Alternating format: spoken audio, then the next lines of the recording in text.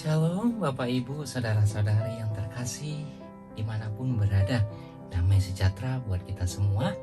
Seperti biasanya setiap hari kita merayakan Hari Orang-orang Kudus.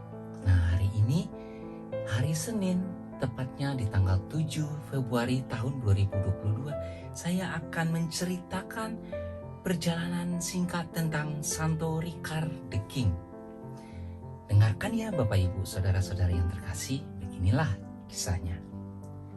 Santo Ricardus atau Santo Ricard dikenal juga sebagai Santo Ricard dari Wessex, Ricard the King of Wessex, Ricard Pertapa, dan Ricard Peziarah. Ia adalah raja bangsa Sakon, kemungkinan di wilayah Wessex Inggris pada abad ke-7 dan abad ke-8. Ricard adalah seorang ayah yang saleh. Ia membesarkan anak-anaknya dalam iman dan cinta kasih Kristiani, serta mendidik mereka menjadi orang yang takut akan Allah. 3 orang anaknya dihormati di gereja sebagai orang kudus, yaitu Santo Wilibaldus, Santo Winebal, dan Santa Walburga.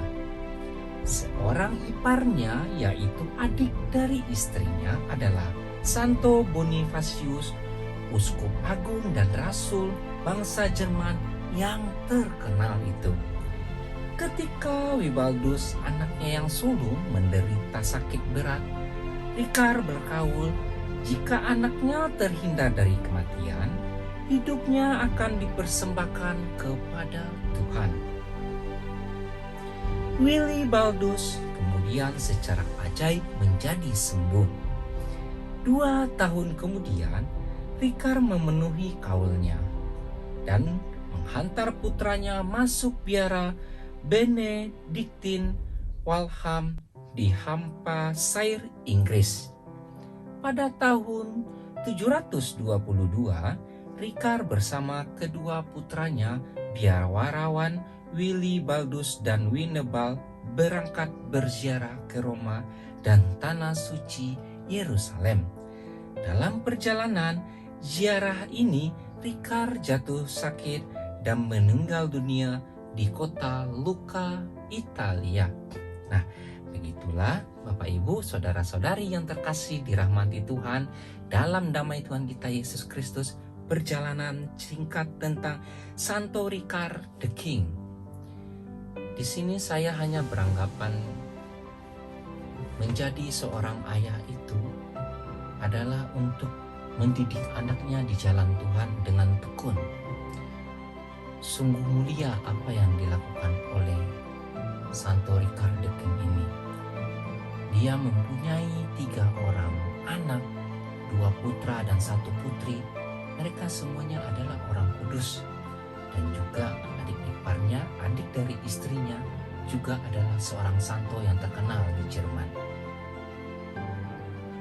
Sungguh ajaib apa yang dilakukan oleh seorang ayah, dan itu tidak lepas semua dari cinta kasih Tuhan kepada Santo Ricard the King. Nah, Bapak Ibu, saudara-saudari yang terkasih, di sini kita bisa meminta dengan sungguh kepada Tuhan, jikalaupun ada anggota keluarga kita, khususnya pada anak kita yang saat ini jatuh sakit, terbaring lemah, marilah kita persembahkan diri kita kepada Tuhan seutuhnya, supaya Tuhan mendatangkan keajaiban kepada kita yang memohon untuk kesembuhan anggota keluarga kita, khususnya untuk anak kita. Tuhan begitu nyata, cara kerja Tuhan tidak akan bisa terselami oleh manusia. Kasih-Nya sangat sempurna. Nah, Bapak Ibu Saudara yang terkasih di dalam damai Tuhan kita Yesus Kristus, terima kasih sudah hadir untuk merayakan pesta orang kudus setiap hari. Besok kita ketemu lagi. Jangan lupa selalu bersyukur dan berharap yang penuh kepada Tuhan kita. Terima kasih.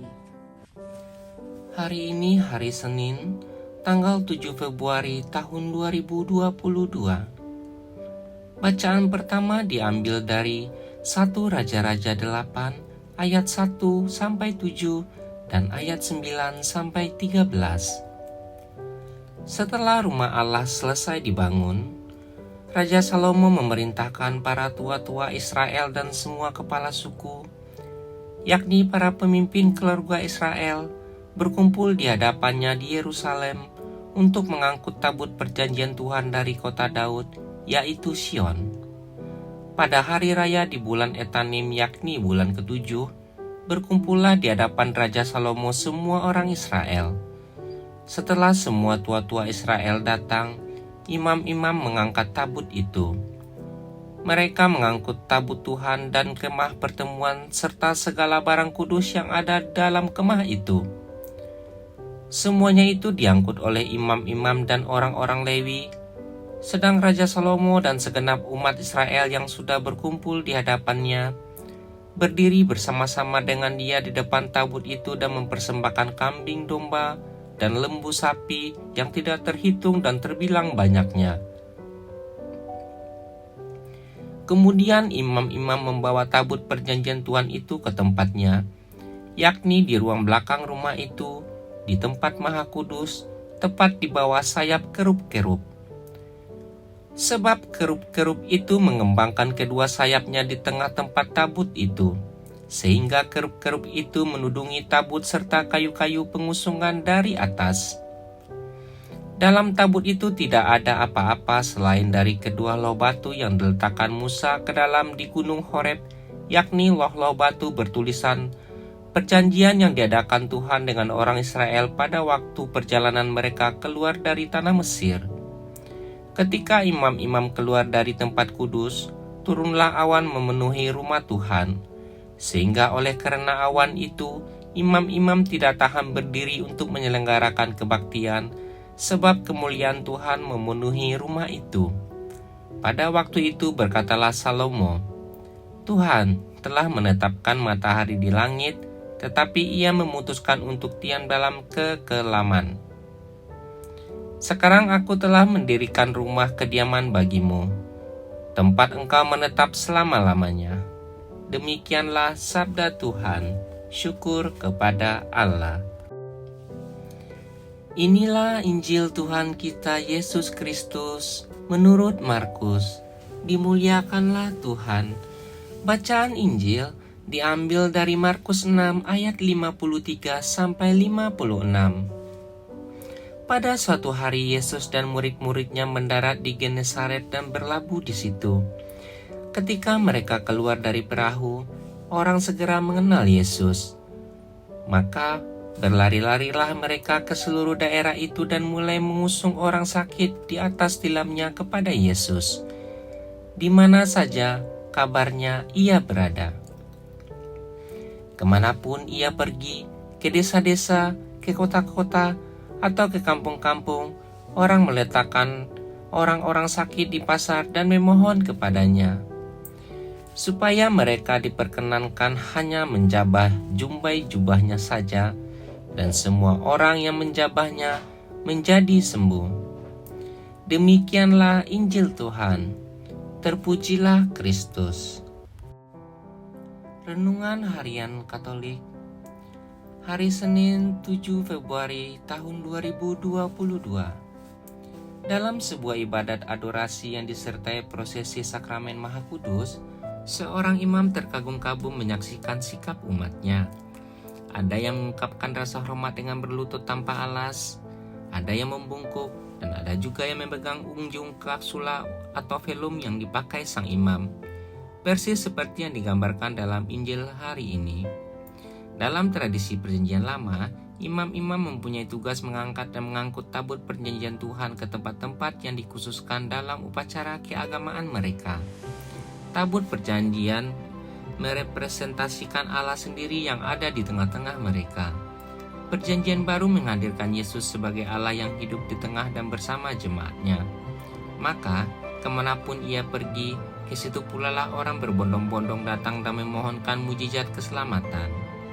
Janganlah kita memandang praktik keagamaan secara sempit, sekedar hitam putih dan kasat mata. Ada peristiwa iman di balik berbagai sikap itu. Bukan tabut perjanjian yang dihormati, bukan pula kasula atau velum yang disentuh yang menyembuhkan orang sakit.